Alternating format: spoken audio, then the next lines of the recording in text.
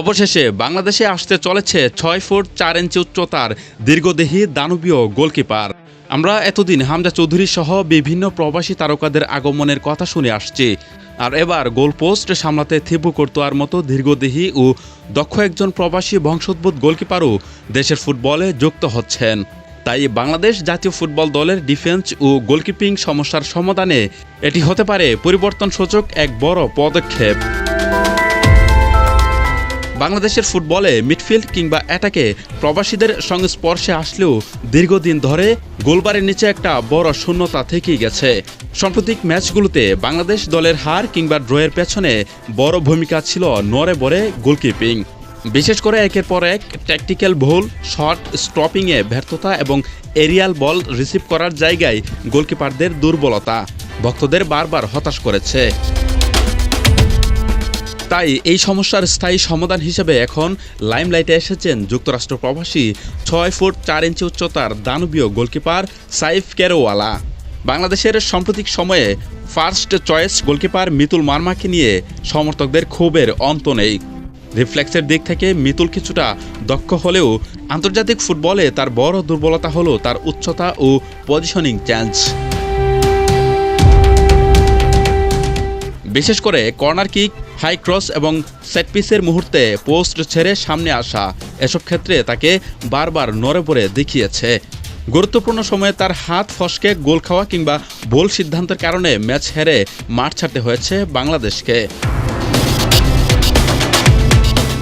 অন্যদিকে অভিজ্ঞ আনিসুর রহমান জিকু দীর্ঘদিন ধরে জাতীয় দলের বিশ্বস্ত গোলকিপার হলেও আন্তর্জাতিক ফুটবলে ফিরে তিনি নিজের পুরনো সেরা ফর্মে ফিরতে পারেন কিনা তা নিয়ে সংশয় রয়ে গেছে।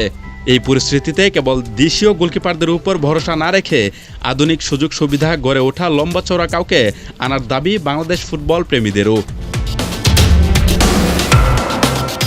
আমেরিকান বংশোদ্ভূত ২৮ বছর বয়সী সাইফ কেরোওয়ালের হাতেখড়ি যুক্তরাষ্ট্রের ফুটবলে।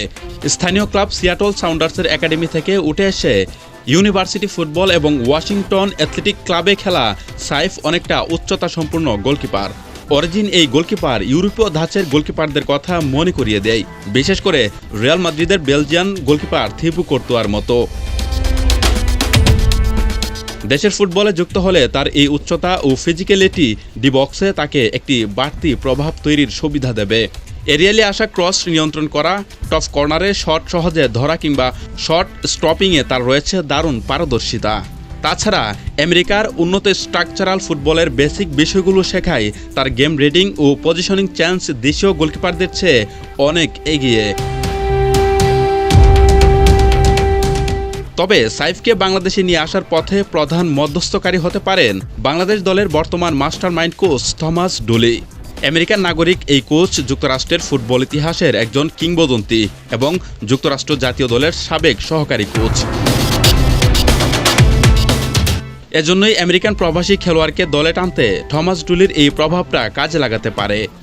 সাইফ অবশ্য ইতিমধ্যে বাংলাদেশের হয়ে খেলার ব্যাপারে আগ্রহ প্রকাশ করেছিলেন, তবে বাফুফে থেকে তেমন সাড়া পাওয়া যায়নি তখন। সেজন্যে এই সময়টায় দাঁড়িয়ে থমাস ডুলির মতো একজন আমেরিকান ফুটবল লেজেন্ড নিজে উদ্যোগী হয়ে যোগাযোগ করলে হয়তো পরিস্থিতি দ্রুত বদলে যেতে পারে। বাফুফে যদি দ্রুত তার পাসপোর্ট ও প্রয়োজনীয় পেপার ওয়ার্ক সম্পূর্ণ করে তাকে লাল সবুজ জার্সিতে নিয়ে আসতে পারে, তবে দীর্ঘদিনের গোলকিপিং দুশ্চিন্তার অবসান ঘটিয়ে বাংলাদেশের গোলপোস্টে একজন ভরসাযোগ্য গোলকিপারের দেখা মিলবে।